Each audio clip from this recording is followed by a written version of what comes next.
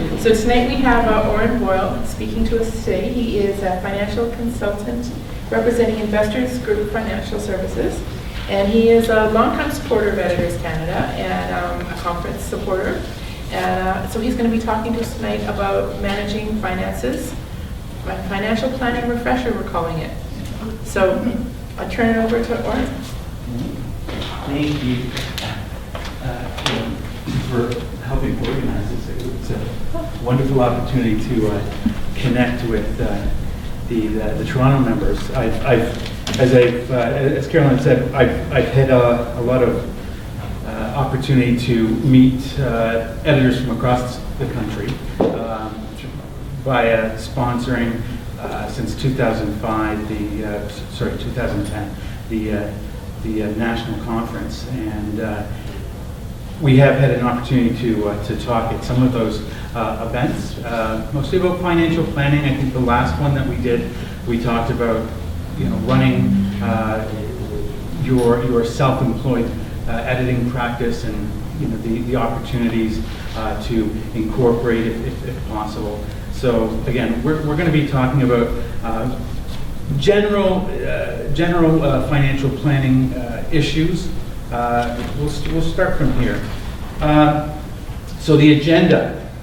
I guess before I begin, basically there's a lot that we're going to talk about tonight, and just before we jump right into the presentation, I want to take a minute to go over some of the key points. It's important for me that you're aware of these details before we start. Details that I hope all advisors are talking to you about. First, we're going to be talking about many ideas today, but if you decide to act, it's really important to talk to an advisor about it. Don't go out and do it yourself, because what might be appropriate, for one person isn't for another. Second of all, this is what I do for a living. If you were going to engage us, I would certainly talk to you about what things cost at that point. If you're wanting to know what things cost tonight, it really depends on so many different factors. But we would talk about that in a first meeting, and I'm certainly happy to talk to you after the event as well. So now that we have that out of the way, so the agenda: financial issues unique to most Editors Canada members. From what I've noticed, there's two defining factors. Most of the people that I've met are self-employed. Like myself, we may have employed editor members, but for the most part, the ones that I've met and the ones that have come to us are self-employed, and that comes with its own challenges. You're not, getting, the pensions and the group plans that you would get from an employer. So you have to really take care of yourself. The second is evident again tonight. Other than Mike, everyone, it seems 98% of our members are women, and that's what I'd like to hit home to tonight. I am not an expert on women, but I can tell you that. I can tell you that the challenges that differentiate us, I'm going to discuss that a lot tonight, and why we have to plan differently for men versus women. Okay? So, again, the other points we're going to talk about are building wealth, protecting your wealth and the people that you care about, living off your wealth. That's more about, when you finally get to retire, your legacy is what you're going to leave after you're gone. And so the last part I'll talk about is that planning. So what makes women different? 2006 Canada Census, life expectancy for women is 4.8 years longer than men. That's stated in the census is 82.5 years is the average age for a woman, whereas it's 77.7 years for men. But just that difference in life expectancy doesn't tell the whole story. So 75% of men over the age of 80 have a spouse or partner, and 66% of those men still live with their spouse. So it's a much different story for women. Only 45% of women over 80 have a spouse or partner, and only 22 of those women live with their spouse. The majority of the spouses of these women are older and in nursing homes. So there's a few realities that need to be incorporated into your plan. Not only will your money have to last longer, for many of you, it will also need to withstand supporting an elder spouse in your later years. Isn't that wonderful? Joy. Okay. So what are those other issues that are going to come up? In most families, women continue to take on the lion's share of family responsibilities and are more likely to take time out of their careers to attend them. So, we talk about maternity care, staying at home parenting, caring for, a parent or a disabled spouse. These are often the realm that women have traditionally done and are continuing to do in this day and age. So the results can have significant impacts on your long-term financial plan. The most obvious result is the impact of not earning an income during this time off. The loss of income usually means that you stop investing, both inside or outside your RSP, which by extension reduces the amount of time your investments will have to grow. Okay, so as you will not be earning income during this time off, you will also not be creating CPP, Canada Pension Plan room, or creating contribution rooms for your RSP. Both of these realities will eventually impact your long-term plans. Last but certainly not least, statistics prove that not participating in the workforce can slow your career progression. So many women that take extended leaves return to the same level or position upon their return. So again, these are all things that we're going to have to keep into consideration when drawing up your plan. So we all know it's important to do the right thing for yourself and your family, and if that means taking time off, so be it. But we need to address that as in terms of your long-term plan. So make adjustments that fit your goals, and this will not be an issue that is going to hinder your retirement. So lower income earning potential. So the absence of a second income or simply someone else to depend on creates additional considerations. Establishing a financial safety net or emergency fund, protecting your income and assets with appropriate insurance, preparing a notarized power of attorney and or health care directive. So when we talk about those issues, you may be single or find yourself living alone due to separation, divorce, or perhaps the unfortunate loss of a spouse. So regardless of the reason, many women do find themselves living independently. So independence is great, but without a second income to help you pay the bills and someone else to lean on to support you should you become ill or disabled, there are multiple factors that need to be incorporated into your plan to help you maintain your independence and financial health. So if you don't already, you need to create a safety net. And that safety net should be 3, 6, or however long you think that's appropriate. So how best to invest that money, we can certainly help you with that. If you don't have any children to worry about, you may believe that you don't need any insurance. This could be true, as you may or may not need life insurance, but as a solid insurance plan, it should look at other issues like critical illness and disability and long-term care. So does it make any sense to take out any insurance policies now, or maybe wait later when you think it's going to be an issue? Something that we can certainly talk about now. Insurance is a lot cheaper than you think, but it should be a definite part of your financial plan.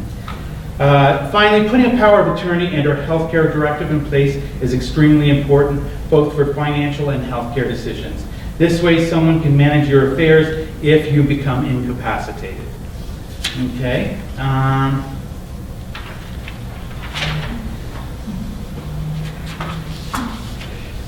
So when the right individual comes along, many of you will begin a committed relationship. This is an important step, but emotionally, for both emotionally and financially, you can avoid potential issues later on by going into the relationship with both eyes open.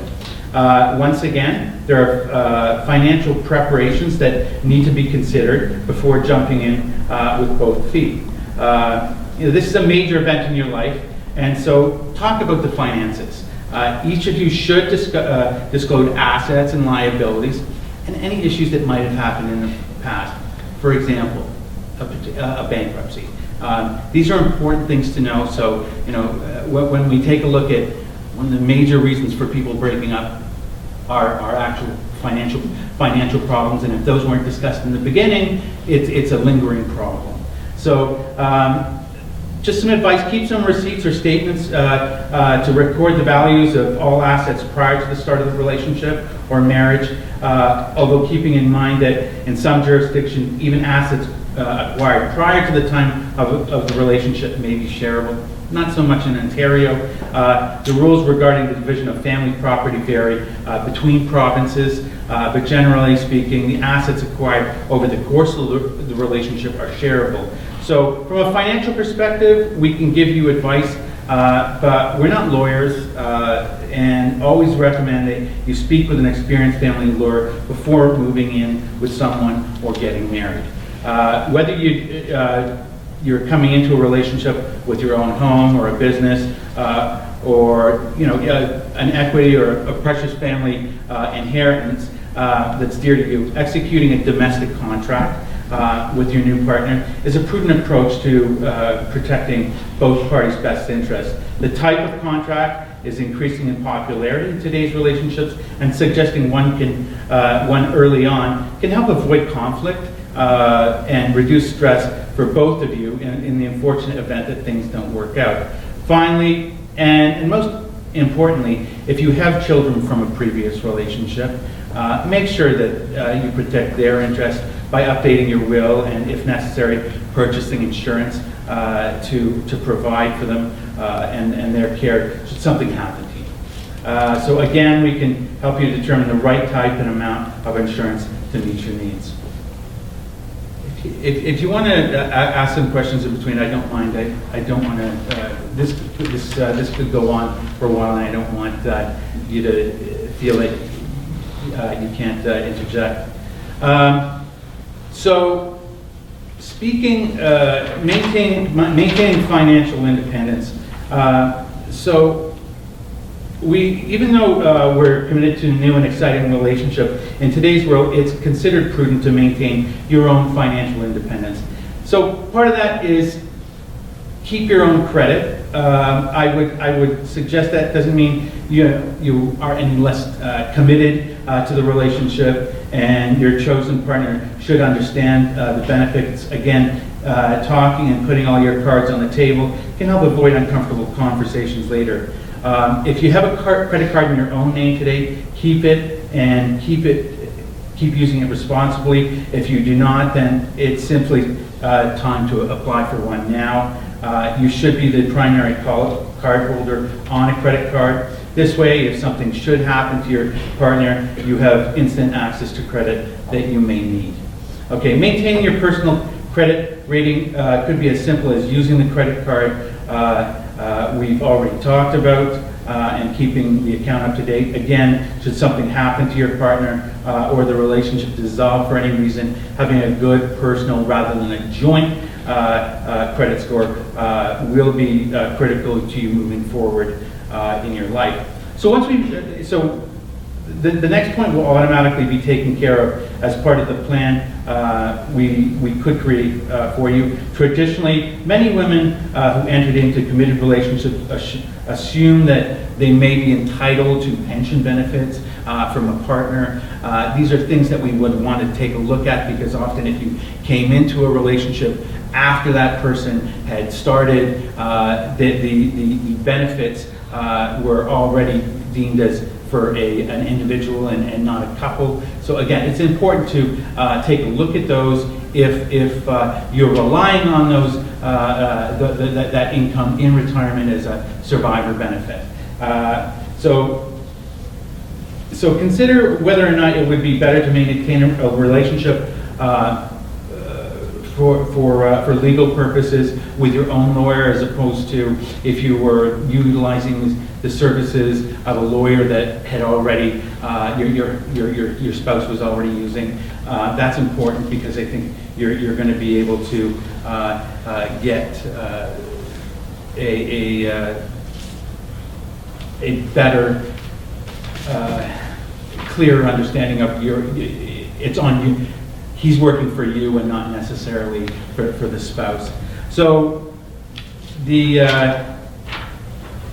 bad news comes dissolving a relationship. Sometimes, as we know, a lot of relationships don't work out. So although it's really unfortunately many relationships come to an end, and whether the dissolution has been a long time coming or due to a sudden decision, the flurry of emotions that you may have to deal with can make it difficult to think about financial matters. Following these simple steps can get you on the road to financial recovery more quickly, and help you also sleep at night knowing that that regardless of how you're feeling, your ability to pay your bills and manage debt is taken care of by professionals. First thing, speak to a lawyer. I know everyone has a friend that they've gone through a divorce and can give you all sorts of advice, but their situation is different from yours. Speak to somebody who does this professionally and who has no emotional attachment to what has happened. Also, call your advisor. Call myself. There's financial issues that are going to come up at the break of a relationship, such as changing beneficiary designations on RSPs, investments, life insurance, and those you'll want to take care of. And again, you take a look at with regards to what you're or may have been entitled to with your relationship with your spouse, such as their benefits that they were getting at work, and whether you're going to be entitled to those. So those are all things that are going to come at the end of a relationship, and you should definitely get some clear advice as to what that is going to be looking like down the road. So recognize common law rules.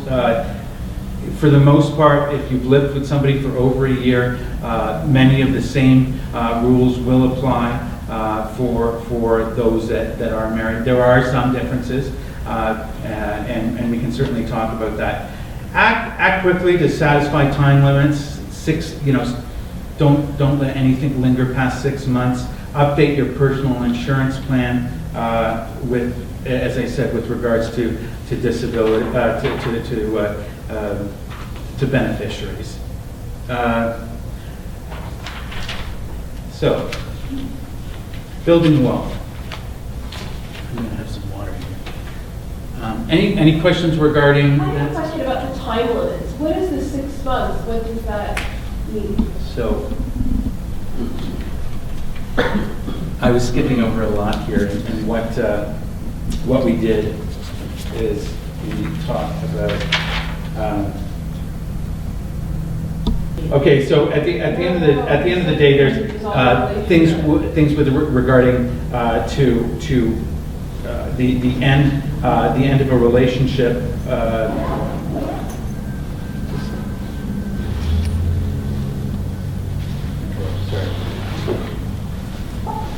Okay, make sure to act quickly to satisfy time limits when applying for support or division of property. Again, your lawyer can give you the specifics, and again, another reason they should be your first call. So Right. again, some of those issues are legal issues that you'll have to satisfy a time limit. Right. But yeah, don't Okay. wait too long. No, I said with my brother and his wife, it's been years and they've been separated, but they've never divorced. I know, and I do come across that with I have a client, he's still on her benefits, they just live down the road, it's Oh, amicable. like that, yeah. But again, I think it depends on the relationship. Sometimes Right. you have kids involved, it was just, they couldn't live together. But it's important to know what's going on. There's also situations where people don't have, they have a pension, for example, and they break up and they just never went back into the human resources office to get that changed. And 10 years down the road, they haven't seen that person in 10 years. They thought that person, that it would just automatically go back to them or something like that. Yeah. And now this person you haven't seen for 10 years is going to be the beneficiary of your pension. Yeah, there are legal ramifications if you don't actually. You have to change. You have to change it, and some of these things don't get changed, and your wishes, aren't fulfilled.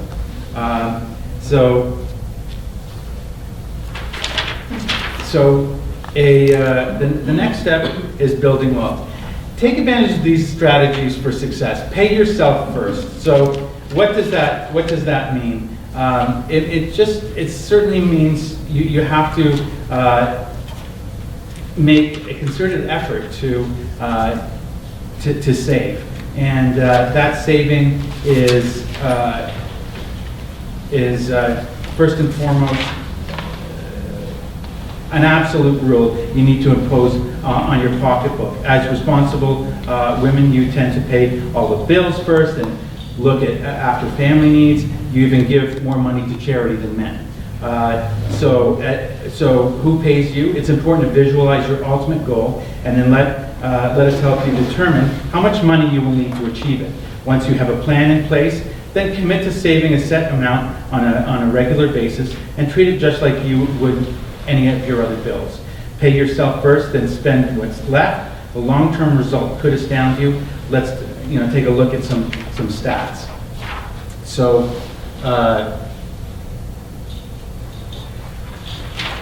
this graph shows the importance of saving regularly and starting your plan early on. We have most of our group tonight is fairly young, beginning at age 30, and achieve if you save $200 a month beginning at age 30 and achieve a rate of return of 8%, you'll have approximately $285,000 by age 60. If you wait until 40 to start, you will have saved only $115,000. If you wait to age 50, you will have saved only $36,000. This particular illustration would reflect a tax-sheltered investment like an RSP. If the dollars you are saving are outside of a non-registered account, then the final amount is going to be reduced. We won't worry about that because there's plenty of RSP and tax-sheltered vehicles that you can use first. But again, we definitely see the benefit of starting early. So a second part is dollar cost averaging at work. Investing regularly also helps you to take advantage of dollar cost averaging. The concept of buy low and sell high sounds attractive, but it often doesn't work because it's difficult to follow due to unpredictable nature of short-term market prices. The market is here one day and up the next, and how do you know when you're actually buying low? So to take advantage of these changing prices, one of the simplest yet most effective investment strategies known is dollar cost averaging. So take a close look at the example. Rather than making a lump sum investment of $600, okay, at the beginning of the year, on January 1st, a monthly investment of just $100 over 6 months helps buy more units when they are on sale, resulting in a lower average cost. The concept of investing regularly within a properly diversified portfolio can really increase the impact of your savings. So asset allocation is is the critical ingredient.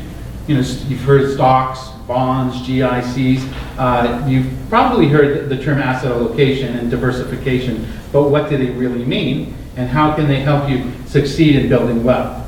The concept is simple. Rather than trying to pick this stock or that investment, proper asset allocation is a critical ingredient that can really smooth out impacts of market moves. As you will see here, more than 9% of any portfolio's variability is due to asset allocation. The others are stock selection, market timing is 2.1%, other factors are 1.8%. So we accomplish this by diversifying your investment portfolio across the right variety of asset classes, investment styles, geography, market capitalization, so small, medium, large companies, investing in Canada, the United States, Europe, Asia, investing, again, fixed income, equities.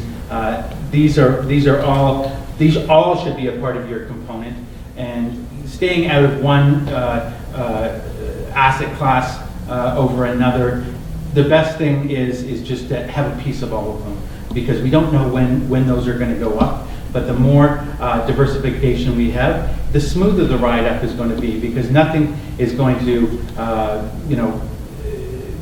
assets are often going to be negatively correlated in terms of how they grow. So again, when one's up, the other one's down. The ultimate plan is for a nice smooth ride up. So how we determine the right asset allocation for you depends on us asking you a lot of questions. What is your goal? How much will you need? How much time do you have? How much risk are you willing to take? So all of this is going to be reflected in the asset allocation that we're going to recommend. Your personal required rate of return is going to be what you feel about risk and how comfortable you are with taking on that risk. Time horizon is a big part of that. If you're young and you don't need investment income for another 35 years, you should be able to take on a greater amount of risk than somebody who is approaching retirement in 5 years and needs to ensure that their income is going to be there in the coming days. Yes. Go ahead. I don't know if this is really related, but this OPP that's coming into effect. I knew I was going to get a question. And it's very new, and I'll talk about CPP because that's something that we're all a bit more familiar with. I know, as an employer of somebody, I am going to have to come up with a portion of that to compensate an employee. But what your question specifically about OPP is, are you going to have to contribute to it? Is that something you think we could factor into sort of the income supplement, or do you think it's something that's just like politically? I think it's a lot less clear as to what is going to happen with it. It's something that's very new. There's other components to your, and I'm going to talk about that retirement paycheck soon, Okay. Because your retirement is really going to be made up of several different components. There's CPP, there's old age security, there's RRSP, there's tax-free savings accounts, there's possible home equity, selling a home. Again, there's lots of different factors that are going to make that up, and again, the new Ontario pension is something that is going to provide that added component. It's really came about because people aren't saving enough, and the government wants to act on that, but we'll see how that reacts with the economy and having to pay more for retirement plans. So we'll continue. So we will help you take advantage of tax saving opportunities. Everyone, even once you have suggested your investment mixed drafted. We then work with you to take a step back and consider all of the possible tax implications and tax savings you may be able to take advantage of. What type of investment should you own? Should they generate interest, dividends, and capital gains? Each of these types of return is taxed differently. We'll also sit down and review your personal tax returns to help identify tax deductions that you may not even have considered. What would be the impact of maximizing your RSP contributions now instead of in February? Are there income splitting opportunities for you? Maximizing tax deductions and tax credits can go a long way to building your wealth faster. I talked at the beginning of the presentation about possibly incorporating and how that might affect your tax situation at the end of the year. We can also talk about a series of tax deferred investment options. Let's leave that for today because there's a lot to talk about. So here we talk about investing with a long-term view. And of course, investing with a long-term view followed the lengthy bear markets that ended in February 2009. Many investors ask themselves how best to proceed. Do I pull my investments out? Do I sit tight and wait? History has shown that consistently the best advice has been to stay the course and stick to your long-term plan. So this chart shows that since 1950, following some of the worst 12-month periods of performance on the S&P, this is the Toronto Stock Exchange, the TSX, it's also known by, the market has made solid gains just 12 months later with only one exception. And within 5 years, the markets were up significantly, meeting and exceeding long-term return expectations. So many of these strongest returns in the market occur in the period immediately following a sharp decline in equity markets. In order to take advantage of those returns, it's important for investors to continue to focus on their long-term plan, stay the course, and remain invested. Those who exit the markets, even for a short time, risk great opportunities when they recover. We can't predict the certainty where the markets will go in the near term, so investing for the long term has always remained a key element to the advice we provide to clients. So, in this final analysis, it's not about how much money you have or what rate of return you earn. It's about you and what you want your money to do for you in your life. So, protecting yourself, your wealth, and the people you care about. So, when we talk about, when speaking with people, many of them believe they don't need any insurance. Single people without dependents seem to think that because they aren't leaving any children behind, there's no need for insurance. People in a relationship think that their partner's insurance will cover them, will cover everything. But think beyond just life insurance for a moment. Consider the possibilities of you suffering from a critical illness or incurring a disability. Take a look at the stats. Many people buy a lot of 649 ticket without even thinking about the odds of winning, but far too many of us invest in protection against something with a much, much higher chance of occurring. So everyone knows someone who has a family, whose family has been touched by an illness or disability. One of my first cases of working with the Editors Association was a very successful editor just living outside of the GTA. She contacted me looking for help insuring her income. There were some challenges.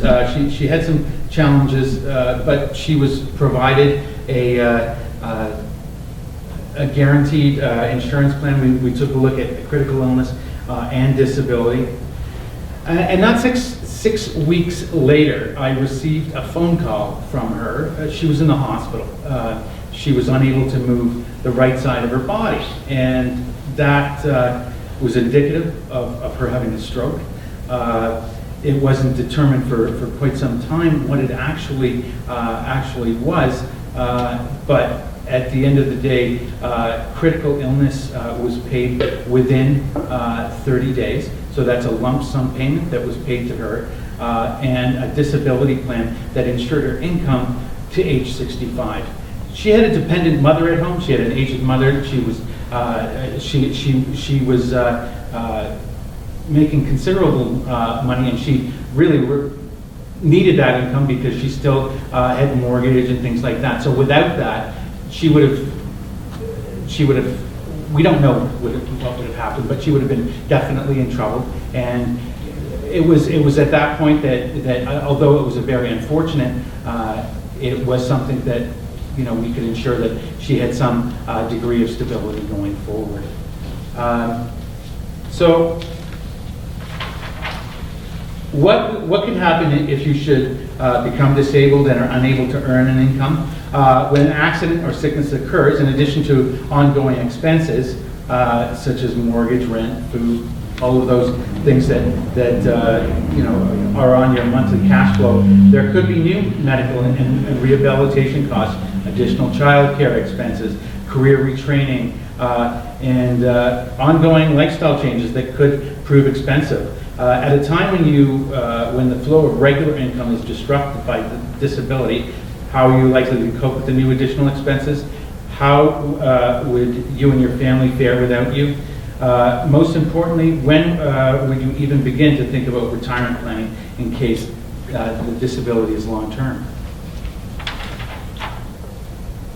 So the right plan takes care of your needs and theirs. So there's nothing more constant than change. As we start out, insurance is a basic solution designed simply to replace income. So as time goes by and life becomes more complicated, insurance coverage needs to consider protecting the savings we've worked with to build up, your education saving for your children, your retirement plan, or perhaps even paying off mortgage or other debts.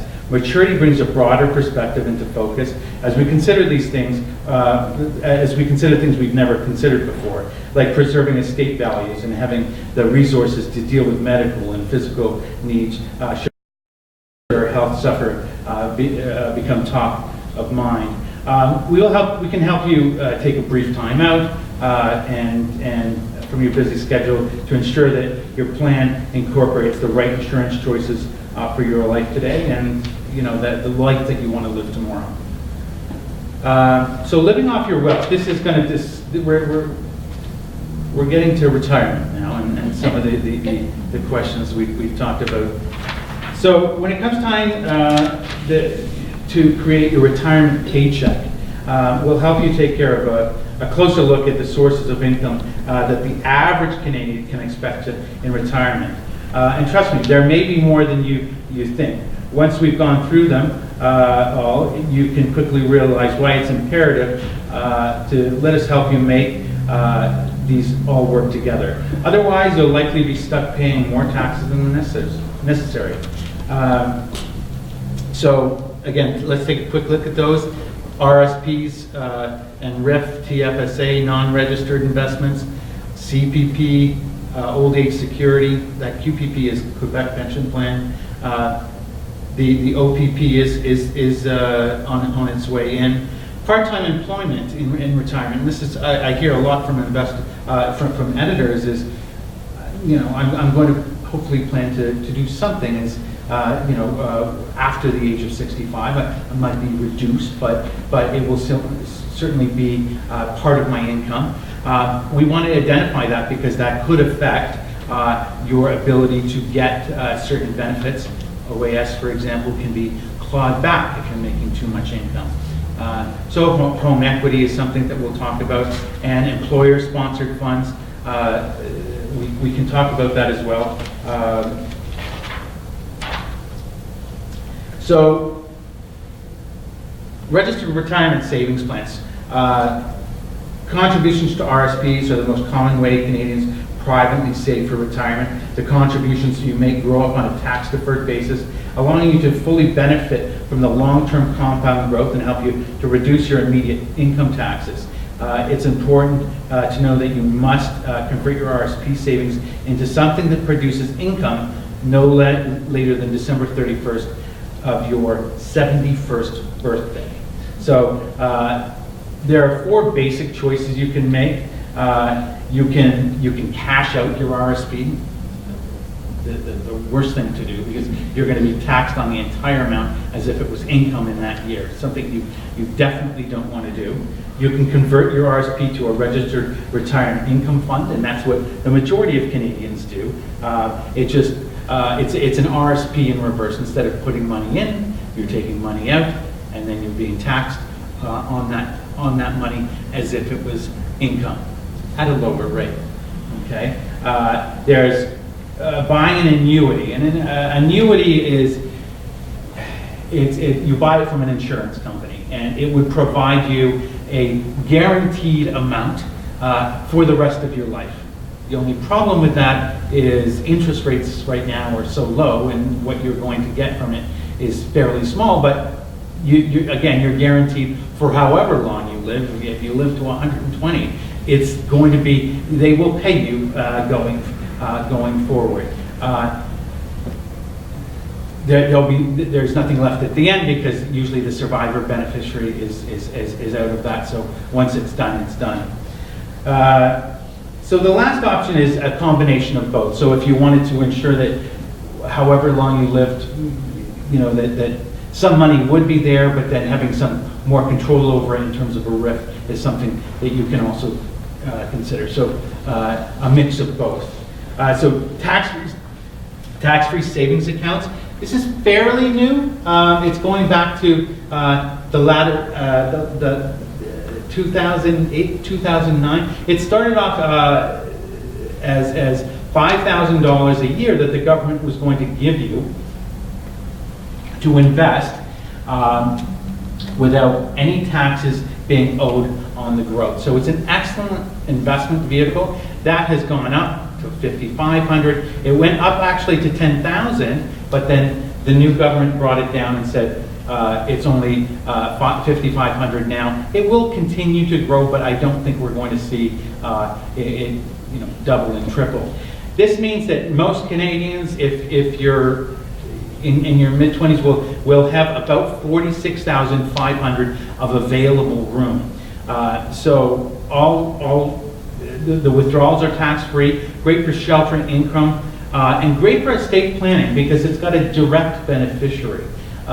So again, it has outside of the estate, it goes directly to whom you want. It doesn't have the RSP issues of providing a beneficiary. With your RSP, you can identify your spouse as the beneficiary, and all of that money would roll over tax-free to your spouse. Anybody else is going to get taxed on that. So you have to understand that if you wanted to give it to a child, it's not going to be the same benefits. The person that you want to share that with is your spouse. The TFSA, you can give it to anybody, and they're going to receive that money tax-free. So non-registered investments options, we will look at once all of your other contribution room is looked at. There's plenty enough room in your RSP and tax-free savings accounts to look at first, but you might want to use that as an emergency fund as well. We talked about that 3 to 6 months of income to have available. So yes, That's not a retire, you can withdraw anytime? you can retire. You can take that money out anytime. I prefer when people take a look at this. And again, I think some of the banks didn't market it correct in a good way at the beginning. They really should be calling it a tax-free investment account. It should be that sister account to your RSP, because in retirement you're going to have some fixed costs. You're going to need to eat. You're going to need to do all of those things that we mentioned before. And those are going to constantly come up. If, for example, you have to fix the roof, you do not want to take that out of RSP money, because that money is taxed and it's a lump sum. So again, having that money for those costs in retirement that you're not quite sure about is that's where that money should come from. And you can put that money back in, which is great. Unlike an RSP, you get a prescribed amount, you get that notice of assessment that says, this is how much room you have. If you took that out, other than for a first-time home buyer's plan, you don't get to put that money back in. And if you take it out, you get taxed on it. With the tax-free savings, you take it out, you can put it back in, and you can put in that same amount of room. But you have to wait 1 year. You can't take it out and put it back in the same year. So there are some rules around that. But an excellent savings vehicle, however you look at it, and it's just going to grow as the years go by. So if you put in $5,000 a year or $5,500 a year for 20 years, that is a significant sum of money by the time you retire, and money that you will pay $0 on taxes. I can't definitely say, what's going to happen in the future with regards to governments, but I think one of the things that they want people to do is to save more. Part of the problem with why they started this OPP is people aren't saving enough, and I think when baby boomers get to retirement, we're going to see huge issues because they haven't necessarily saved enough. Well, also because the federal government refused to improve the CPP. It's true. And that is a matter. I will agree. I will agree with you on that. But I think that was a determination of the past conservative government. We can talk about that for a long time too. But again, I think it's a great country. We have they have taken into consideration some basic needs, but we really do need to take care of ourselves in retirement. If you just relied on government benefits, retirement is going to be a sad time. We need to save for ourselves and look at that closely. Old age security is great. It's not income tested. Everyone guessed it. Sorry, it is income tested. So beware of the clawbacks. If you're making a lot of money in retirement, that's great. But the government says we're not going to give you your old age security. Yes. Sorry, something you were just whispering about is that if you're just collecting CPP, you're not going to have a good time in Canada. But what if you wanted to retire somewhere where that money would go further? Would they mail you the check? Yes, but you want to be careful about that because of the fact that you've got other things to consider, such as your OHIP. If you're out of the country for 6 months, that doesn't... I know a lot of people sort of fly back every 6 months. Yeah. For medical. That sounds like a great retirement. Yeah. But that's going to cost you as well, right? So definitely, if you think you can go down to Guatemala or something like that, I don't know where it's cheap these days. Even you go into Cuba, it's pegged on the American dollar. It's still going to cost you money to get there, and God forbid you get sick while you're down there, because you're still going to have to pay health insurance and things like that. So yes, things to explore, but I still think it would be prudent to save a little. Worst case scenario. Worst case scenario. Yeah, like you hear about people living on $5 a day, but I just don't think I would want to. Yeah. So you must apply in order to begin receiving payments for old age security. So employer-sponsored programs. Is anybody an employee here? Okay, so we've got some people receiving defined benefit pensions and defined contribution pensions.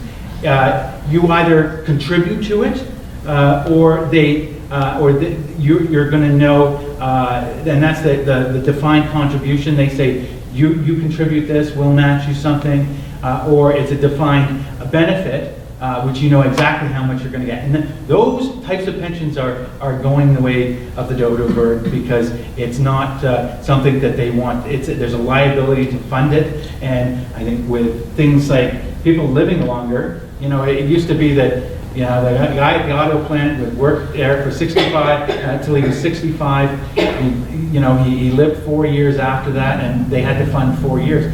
Well, People are living to 90, people are living to 100, and that's a long time for a company to have a responsibility of paying that out. And same thing with the governments. The Ontario and federal governments are limiting those to already employed people and taking people off of, they're putting people on contracts, not giving people, permanent positions. So I think we've seen it with Edding in general. Like a lot of people that come to me is they said, I work for this company. I'm still kind of working for them, but they put me on contract. So a lot of those benefits are going. So we need to really define that for ourselves. A group RSP is similar to a plan that you get from work, but it's usually more of the onus is on yourself.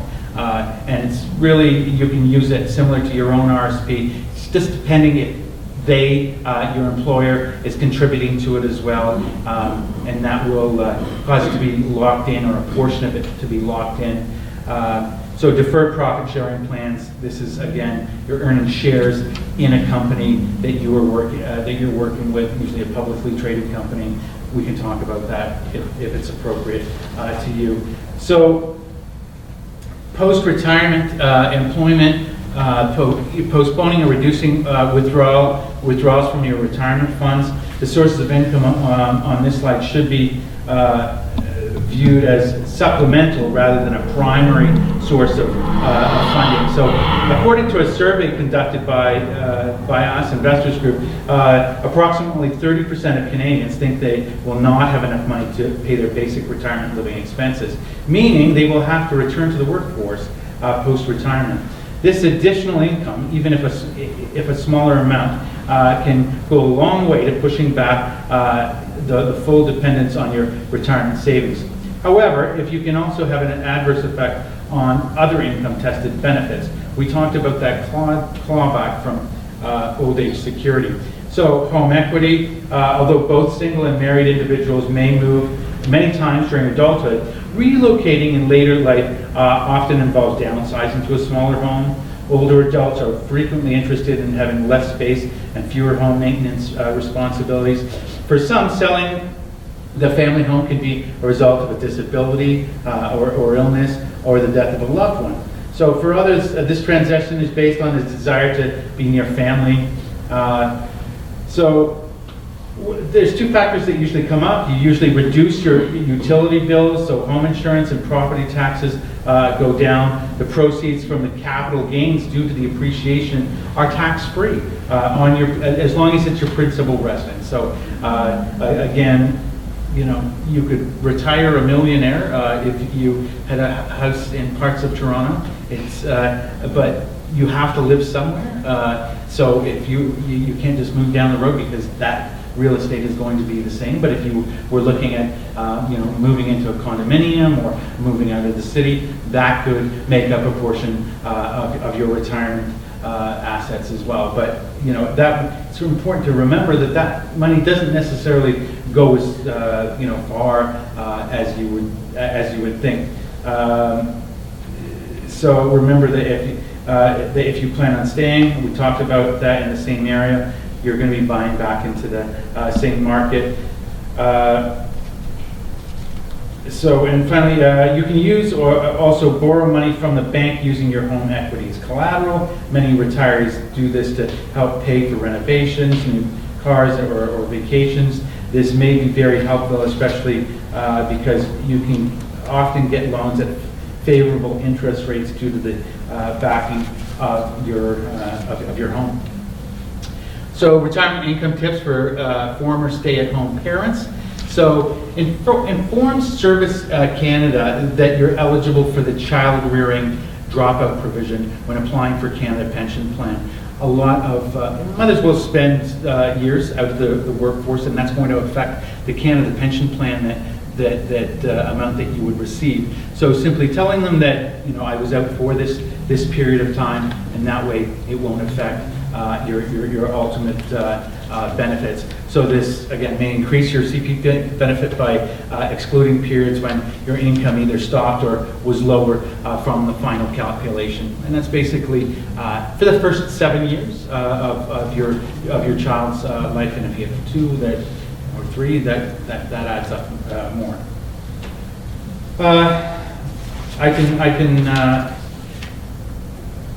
So we talked about, making up that retirement paycheck, the RIF, the annuity, the employer-sponsored program, CPP, OAS. Okay, so your legacy. So contact your lawyer to determine rights to your estate, work with executors to help settle the affairs, apply for survivor benefits from pensions, and certainly give your financial advisor a call to figure out what is the appropriate things to do at that time. It's never too early or too late to prepare for your ultimate demise. Do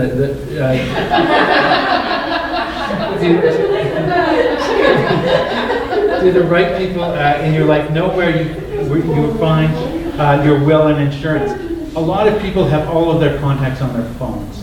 Okay, so what do you? So how are those people supposed to contact you, especially if they don't have the password? So it's really important to have some of this information available to somebody that can access that. So have you appointed an executor? Do you have specific wants and needs for your funeral? Have you discussed this with your family and friends or written everything down for them? Taking care of these details now will reduce the stress during a very difficult time, and this doesn't take a lot of time to do. So do you have a will which appoints alternate executors and beneficiaries in the event that your partner or, God forbid, your children predecease you? Personal effects like jewelry and china are often more important to women, and they have a bigger attachment to them. So really listing these things and within those documents. So be sure to raise these issues which are of a concern to you with each of your advisors, your lawyer, your accountant, your financial planner.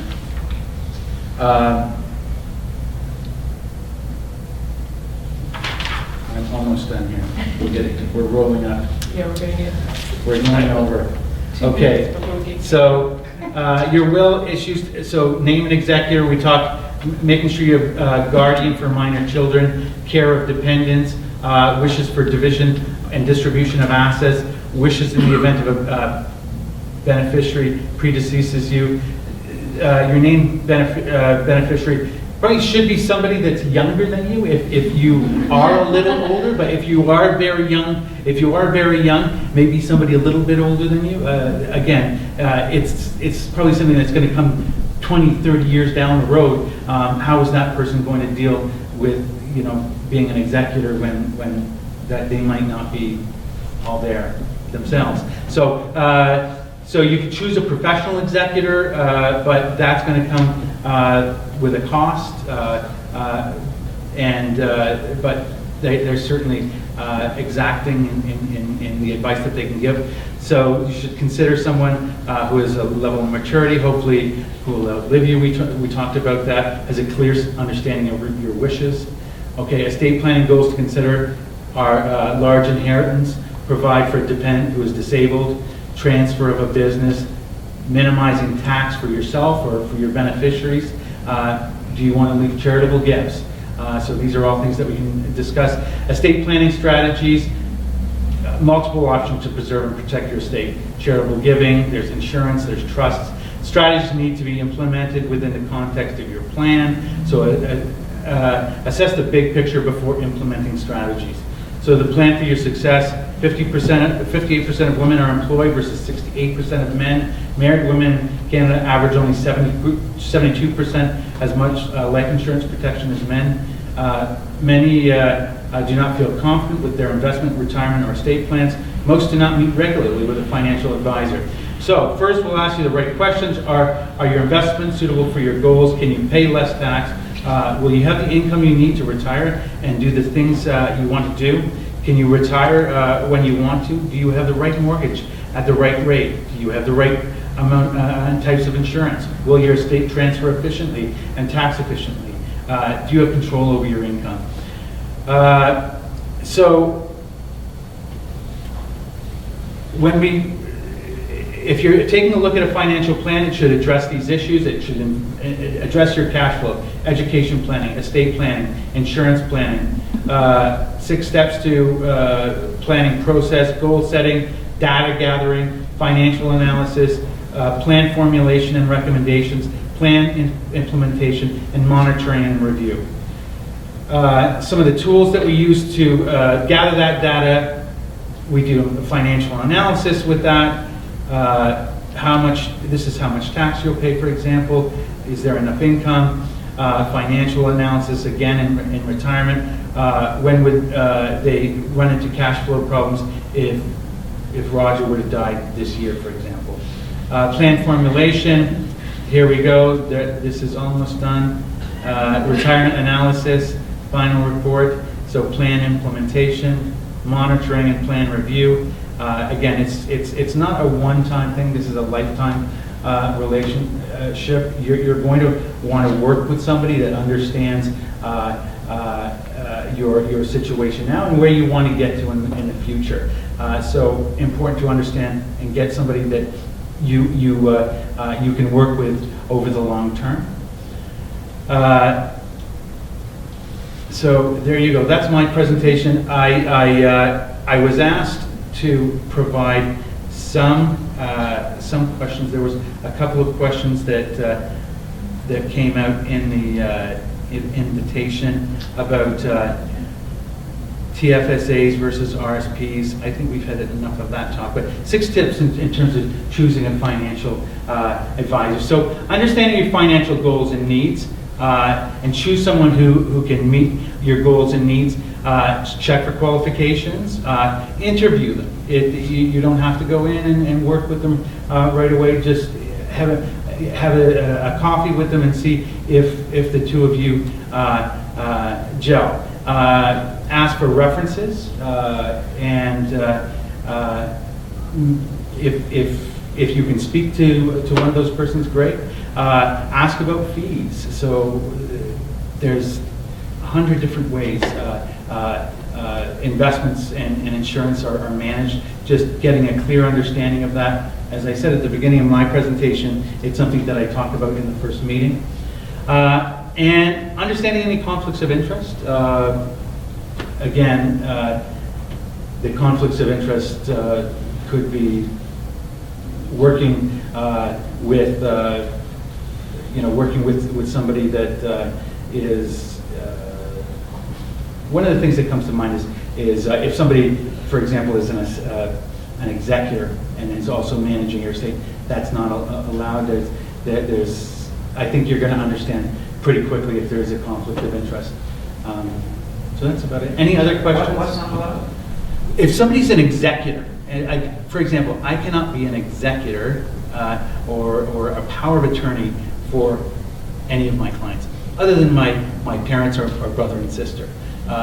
It would be a conflict of interest because I'm managing their assets, but also directing where they ultimately go. Again, conflicts of interest don't immediately come to mind, but that's one that I could say for sure. Anything else? It's a lot of information. I apologize for keeping you a little late. Go ahead, sir. How easy is it to switch financial planners if you're with one and you decide to want to go to another? How complicated is it? How much headaches do you get? It's what I do all day. But at the end of the day, it's a matter of sitting down, seeing what investments you have. It may be that you're in a long-term investment, but it's fairly easy. It's a matter of switching papers. It's some paperwork for sure, but I think you're going to want to understand, does it make sense to switch first? it's transfer documents, and account openings. It's a couple of different meetings, for sure. You're going to want to understand, the difference in what it's going to cost to leave, and or implement a plan that somebody's set out for you. So yeah, a couple of meetings, but it's not painful. Anybody else? Sorry.